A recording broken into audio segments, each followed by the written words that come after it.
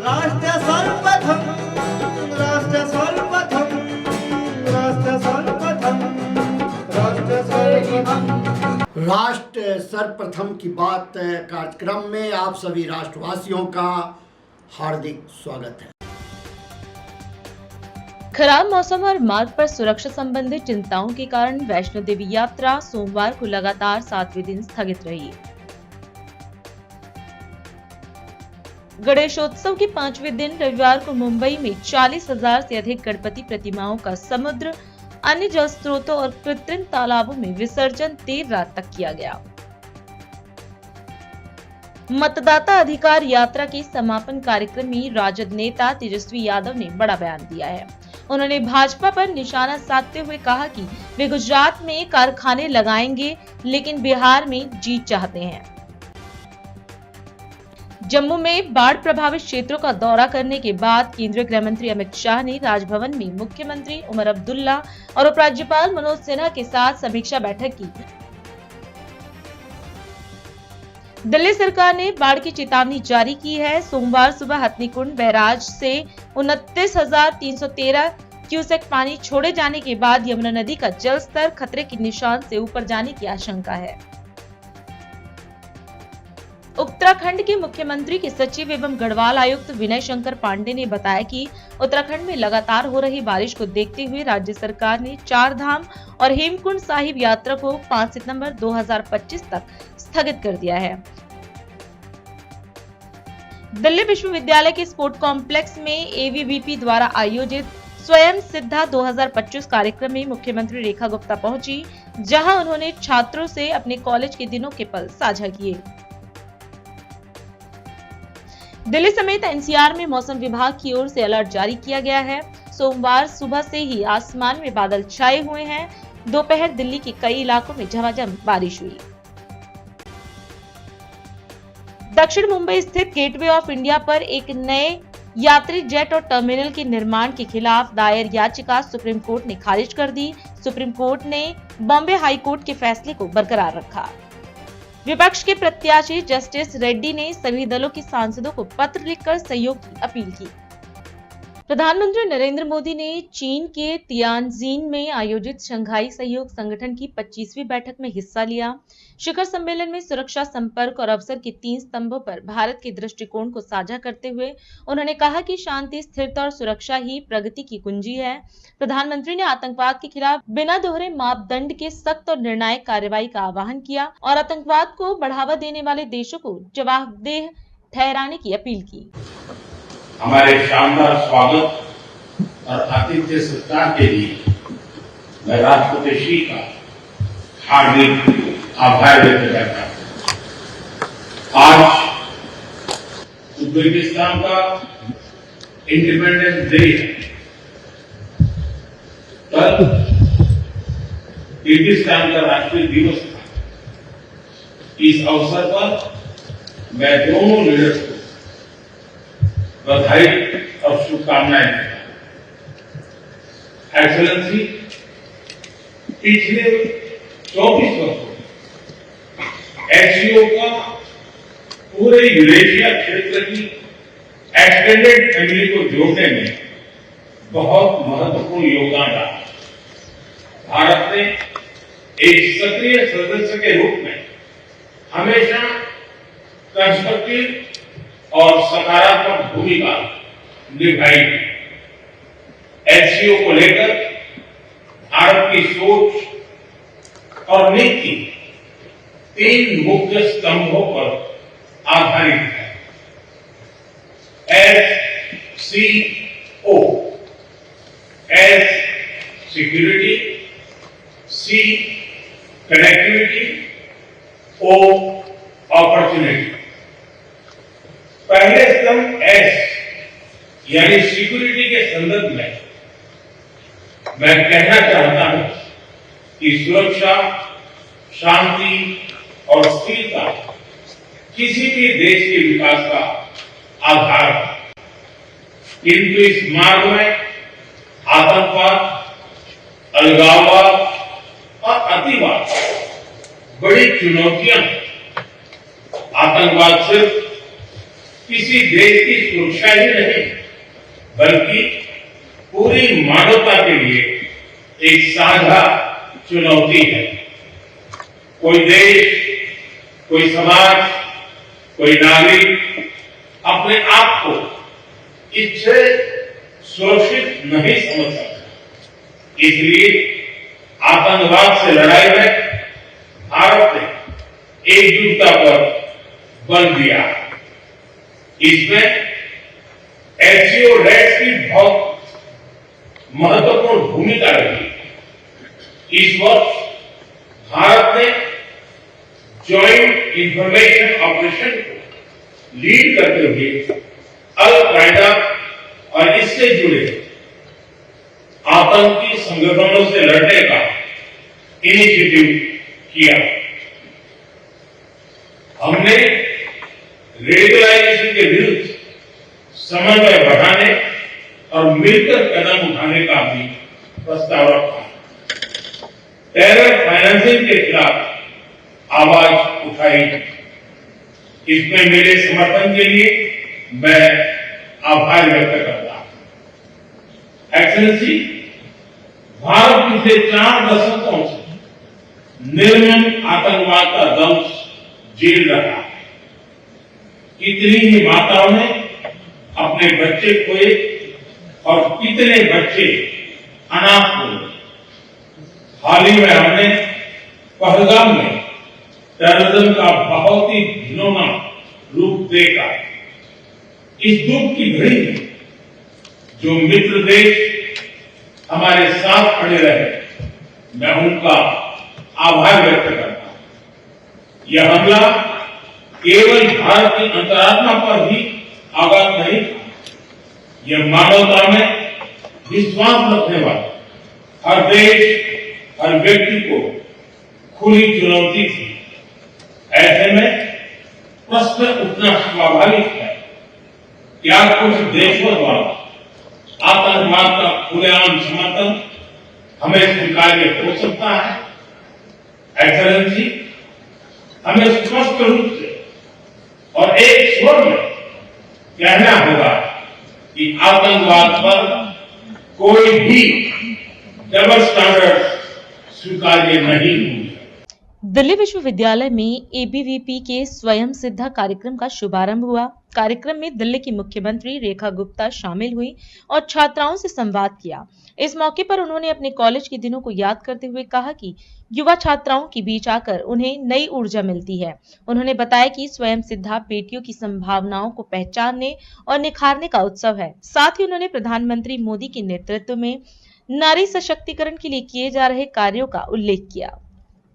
आज इस हॉल में जब मैं अलग अलग दिल्ली के कॉलेजेस से आई हुई अपनी इन गर्ल स्टूडेंट्स को देख रही हूँ, तो मुझे इनमें कहीं कहीं रेखा गुप्ता बैठी हुई दिख रही है। वो ढीली ढाली पैंट, वो लड़कों वाली शर्ट पहन करके जिसने फर्स्ट ईयर में एडमिशन लिया,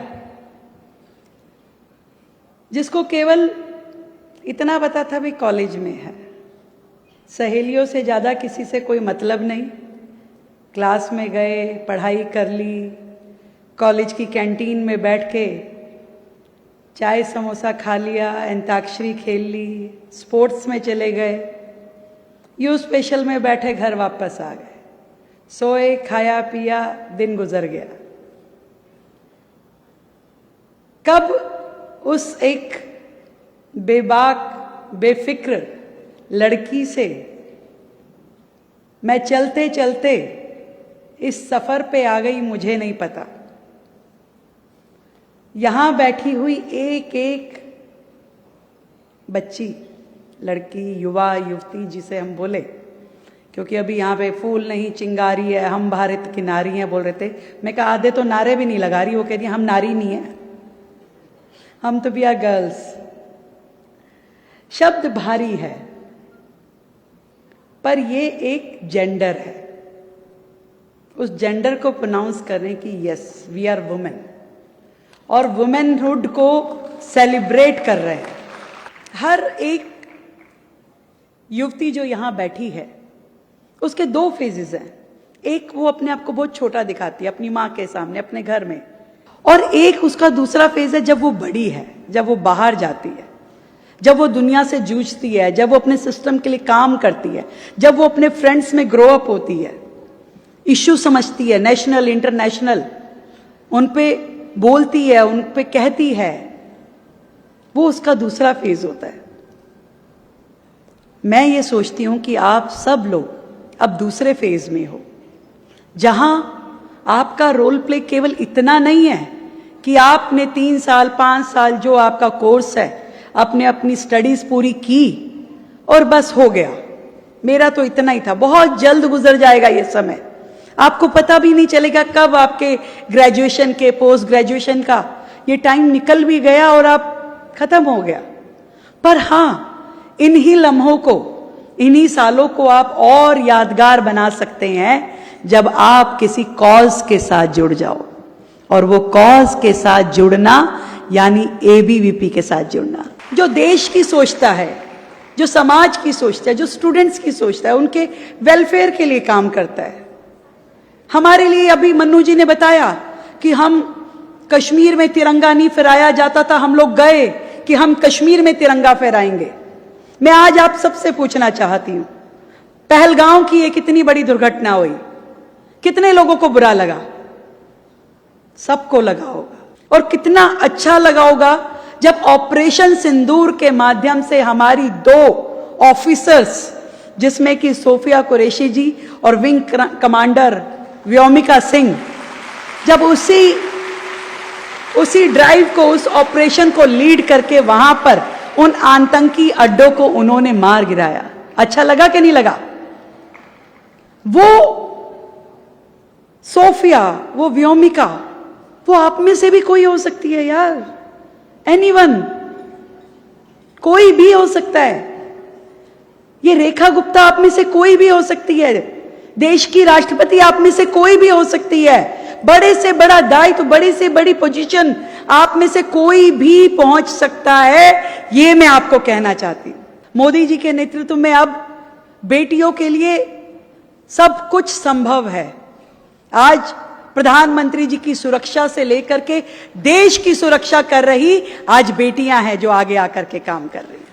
मैं आप सबको जरूर विश्वास दिलाना चाहती हूं कि जो भी बेहतर से बेहतर हम अपने कॉलेज स्टूडेंट्स के लिए, दिल्ली के स्टूडेंट्स के लिए कर सकते हैं, उसमें 1 इंच भी कहीं पे कमी नहीं रहने दूंगी। मैं अपने स्टूडेंट्स को बेस्ट फैसिलिटीज, स्पोर्ट्स के माध्यम से, एजुकेशन के माध्यम से, नए कॉलेजेस हो, नए सब कुछ आपको वो मिलना चाहिए जिसके आप अधिकारी हो, और आप लोग खूब आगे बढ़ो, तरक्की करो, देश का नाम रोशन करो, दिल्ली का नाम रोशन करो। जय हिंद। अभी समय है एक ब्रेक का, हम चलते हैं ब्रेक पर, आप कहीं जाए नहीं, छोटा सा ब्रेक। श्रेया फर्निशिंग की ओर से गणेश चतुर्थी की हार्दिक शुभकामनाएं। श्रेया फर्निशिंग लेकर आया है आपके लिए होम कलेक्शन, जिसमें आपको मिलता है upholstery fabric, designer curtains, home and office decoratives, carpets and sofa cover कम से कम दाम में कीर्ति नगर में आपके लिए उपलब्ध है। Kamal Buildtech Private Limited, fulfilling promises. With our professional team and experience of delivering projects, in past we guarantee you peace of mind and top quality work in an affordable price.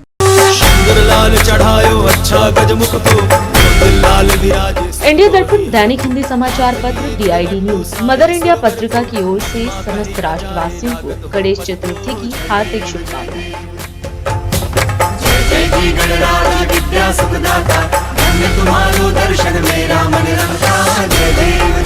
राष्ट्र सर्वप्रथम की बात कार्यक्रम में break के बाद एक बार फिर आप सभी राष्ट्रवासियों का स्वागत है। कांग्रेस नेता राहुल गांधी की वोटर अधिकार यात्रा का 16वें दिन पटना के गांधी मैदान में समापन हुआ। 1300 किलोमीटर की यह यात्रा 23 जिलों से होकर गुजरी। राहुल गांधी ने इस मौके पर SIR प्रक्रिया को वोट चोरी करार देते हुए चुनाव आयोग पर सवाल उठाए और बीजेपी पर विधानसभा चुनाव से पहले साजिश रचने का आरोप लगाया।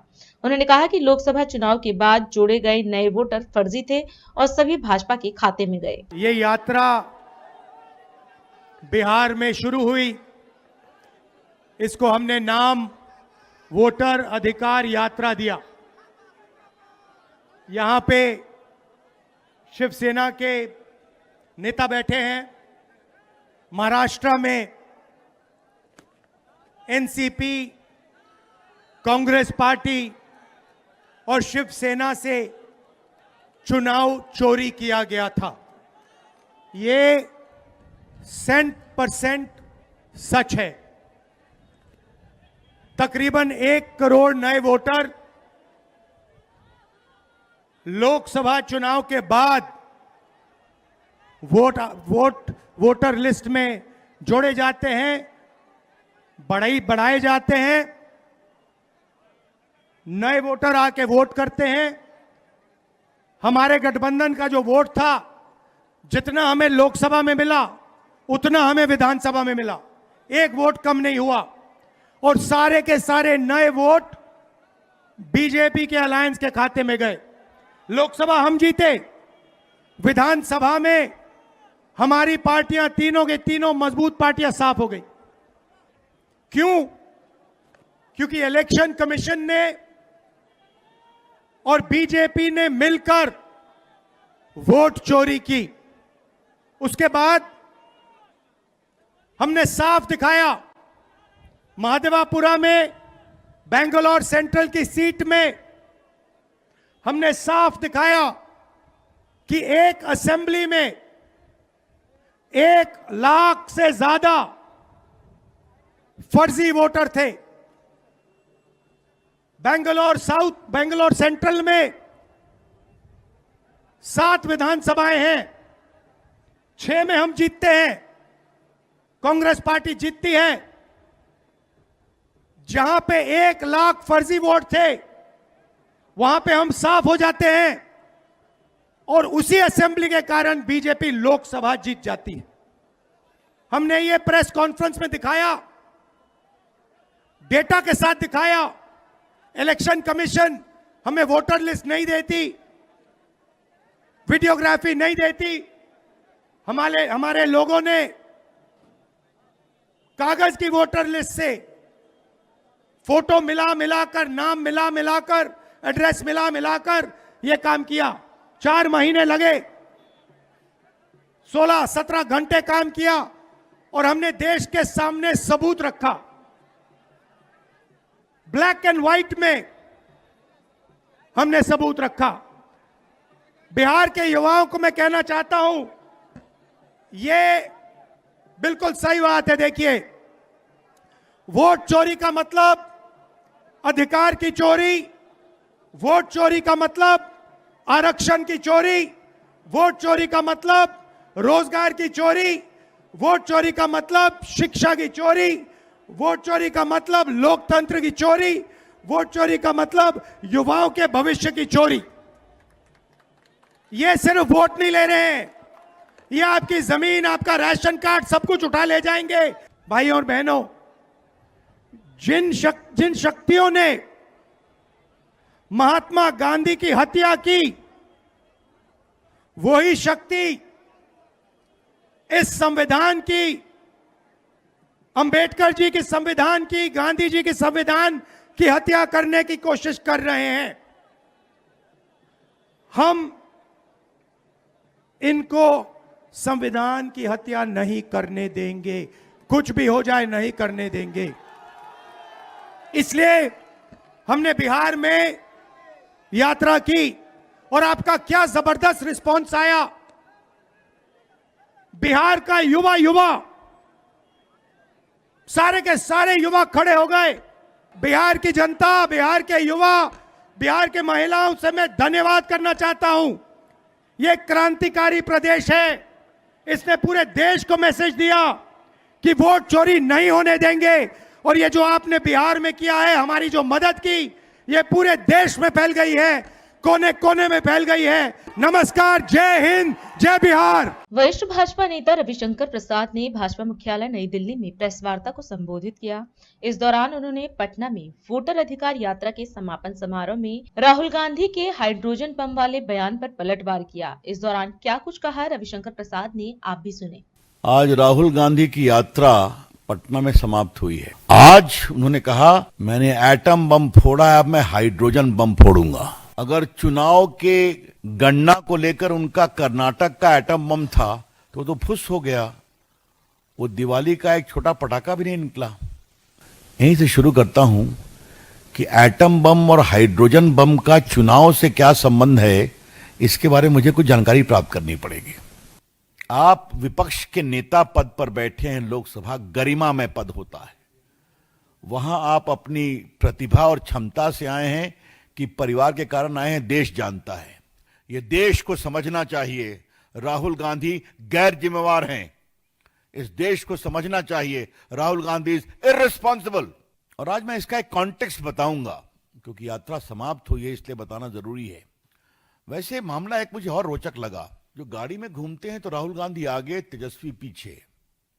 But come on Tejashwi Yadav, आप 2 नंबर के खिलाड़ी क्यों हो गए बिहार में? जिस कांग्रेस का कोई वोट नहीं है वो आपके भरोसे चलती है और आप हो गए नंबर 2 प्लेयर। यह भी देखने की जरूरत है। मित्रों, मैं कॉन्टेक्स्ट पे आता हूं। आपको याद होगा कि 24 के लोकसभा चुनाव में इन लोगों ने एक बहुत बड़ा तूफान खड़ा किया कि भाजपा आएगी तो संविधान बदलेगी, और इसके कारण 2 जगह असर निश्चित पड़ा। एक उत्तर प्रदेश में जहां समाजवादी पार्टी की सीटें भाजपा से आगे हो गई, और दूसरा महाराष्ट्र में जहां कांग्रेस की सीटें भाजपा से आगे हो गई लोकसभा में। तब तो हमने कुछ नहीं कहा चुनाव आयोग पर, हमने विनम्रता से स्वीकार किया, और उस समय चुनाव आयोग ठीक था। राहुल गांधी, आप जीते हिमाचल, आप जीते तेलंगाना, तो चुनाव आयोग ठीक था। लेकिन लोकसभा के चुनाव में एक बार जब जनता को मालूम हुआ, सच्चाई सामने आई कि बेबुनियाद तरीके से हमारे साथ कांग्रेस पार्टी ने छल किया, उन्हें हरियाणा में हराया कांग्रेस पार्टी को। फिर महाराष्ट्र में जहां इतना हल्ला कर रहे थे तो वहां और हरा दिया। बची कुची बात आई तो दिल्ली को भी बुरी तरह से हरा दिया, केजरीवाल जी हो या राहुल जी हो। अब बिहार को भी हराएंगे, यह हम पूरे विश्वास से कहना चाहते हैं। आज देश को भाजपा के राष्ट्रीय मंच से बताने की जरूरत है कि राहुल गांधी योजनाबद्ध तरीके से हिंदुस्तान की जनता के मताधिकार के उपयोग का अपमान कर रहे हैं। कि 14वें मोदी जी झूठ से जीते, 19 में फरेब से जीते, और 24 में वैसे ही जीते। क्या मतलब है इसका? और मैं देश की जनता से कहूंगा, राहुल गांधी के इस अहंकार को तोड़ना जरूरी है, और वो फिर हारेंगे। कैसे कह देंगे 14 के बाद सब जीत फरेब है? चुनाव आयोग से मिली भगत से हुई है। मित्रों, बिहार के संदर्भ में 2 बात आप ध्यान रखिए, और ये आज के दिन बताना जरूरी है। और राहुल गांधी, आप सुनिए, याद करिए, ईवीएम के पहले बिहार का चुनाव होता था, हर बूथ पर लड़ाई होती थी। वो बूथ कैप्चर खत्म हो गया, धन्यवाद है इलेक्शन चुनाव आयोग का। आज ईवीएम में जाइए, बटन दबाइए, रिजल्ट सामने आता है। तो ये पूरे चुनाव आयोग और वोटर के लिस्ट पर जो घमासान छिड़ा हुआ है, इसके बीच में 2 मूल बिंदु हैं। हमें बूथ कैप्चर करने का अधिकार दो, और घुसपैठियों को नहीं निकालो। मित्र, राहुल गांधी ने चुनाव आयोग पर बहुत बोला है, चुनाव आयोग ने उसका जवाब दिया है। लेकिन राहुल गांधी जी, आप एफिडेविट पर बात क्यों नहीं कह पाए? हमारे पास पूरा आंकड़ा है कि 6.7 करोड़ में लगभग 99.9% लोगों ने कवरेज किया, आपत्ति किया। मुझे 3 सवाल उठाने हैं इसके बारे में, और राहुल गांधी जवाब दें।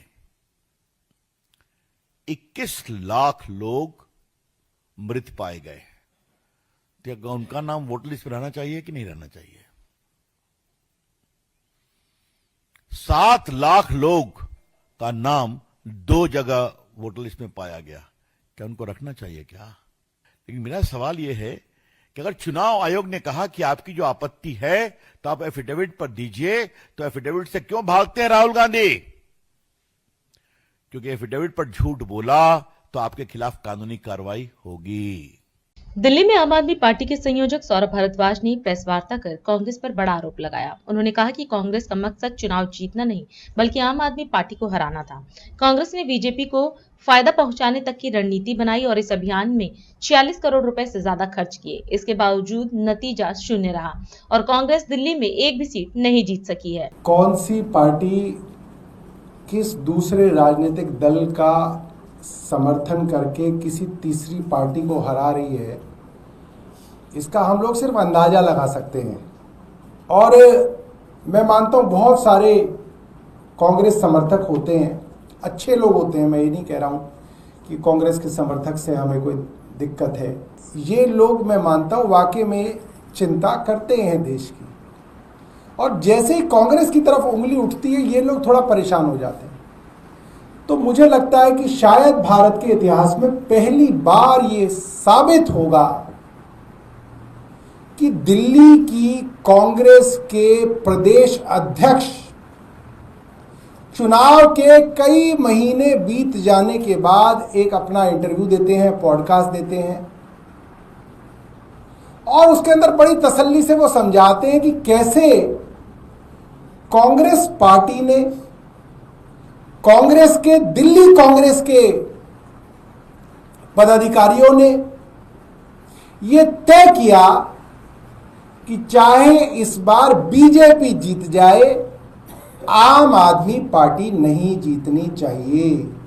ये बहुत बड़ी बात है कि कांग्रेस बीजेपी को जिताने के लिए तैयार थी, मगर जब इस बात का खुलासा हुआ कि कांग्रेस की शीर्ष बॉडी सीईसी के अंदर ये बात पूरी तरीके से डिस्कस हुई, खड़गे जी से डिस्कस हुई, राहुल गांधी जी से डिस्कस हुई, और उनको उनकी नेशनल लीडरशिप, राष्ट्रीय नेतृत्व ने इसके लिए गो अहेड दिया कि चाहे बीजेपी को जिताना पड़े जिता दो, जो करना है कर लो, आम आदमी पार्टी और केजरीवाल को दिल्ली में हराओ।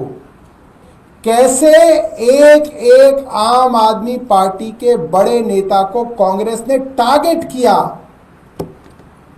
अरविंद केजरीवाल को कैसे हराएंगे, मनीष सिसोदिया को कैसे हराएंगे, और ये इन्होंने जो इलेक्शन कमीशन में जो रिटर्न्स फाइल किए उसमें भी दिख रहा है। 2025 दिल्ली विधानसभा चुनाव में जो पार्टी 10 साल से सत्ता में है, उस पार्टी ने पैसा खर्च किया करीब 14 करोड़ रुपए। जो पार्टी देश की सबसे बड़ी पार्टी है, सबसे राज्यों में ज्यादा पार्टी है, उसने खर्च किया 57 करोड़ रुपए बीजेपी ने, आम आदमी पार्टी ने 14 करोड़, और कांग्रेस ने खर्च किया करीब 46.18 करोड़ रुपया। भैया कमाल ही कर दिया तुमने तो कांग्रेस ने 46 करोड़ का खर्चा दिखाया, मगर लाए कहां से? कह रहे हैं 44 करोड़ रुपए कैश इकट्ठा किया गया, मगर इलेक्शन कमीशन की लिमिट है कि 2000 रुपए से ज्यादा कैश नहीं लिया जा सकता। यहां दिन के उजाले में 44 करोड़ रुपए कैश आ गया अब कांग्रेस के पास। भारतीय जनता पार्टी को चिंता ही नहीं है। क्यों नहीं है भाई? क्योंकि वो 44 करोड़ रुपया केजरीवाल को हराने के लिए आया था, और उससे बीजेपी का फायदा है और उसमें कांग्रेस का भी फायदा है। तो जिस तरीके से क्षेत्रीय दलों के ऊपर सवार होके भारतीय जनता पार्टी ने सत्ता हथियाई, उसी तरीके से क्षेत्रीय दलों को कुचल के कांग्रेस को लगता है वो सत्ता हथिया लेगी। वोटर वहां पे तेजस्वी यादव के हैं, कैडर वहां पे तेजस्वी यादव का है, झंडा उठाने वाला तेजस्वी यादव का है, फ्री की मार्केटिंग हो रही है राहुल गांधी की। भैया बहुत बढ़िया, जिंदाबाद। और मैं चाहूंगा कांग्रेस का शीर्ष नेतृत्व इसके ऊपर जरूर बताए कि ऐसी क्या मजबूरी थी कि बीजेपी को जिताना था और आम आदमी पार्टी को हराना। और अधिक खबरों के लिए आप हमारे YouTube चैनल दैनिक इंडिया दर्पण को अभी सब्सक्राइब करें और नोटिफिकेशन के लिए बेल आइकन को प्रेस करना ना भूलें। आज हम इस कार्यक्रम में आपसे विदा लेते हैं। आप अन्य खबरों के लिए बने रहे। राष्ट्र सर्वप्रथम, वंदे मातरम, जाग उठा है भारत। राष्ट्र सर्वप्रथम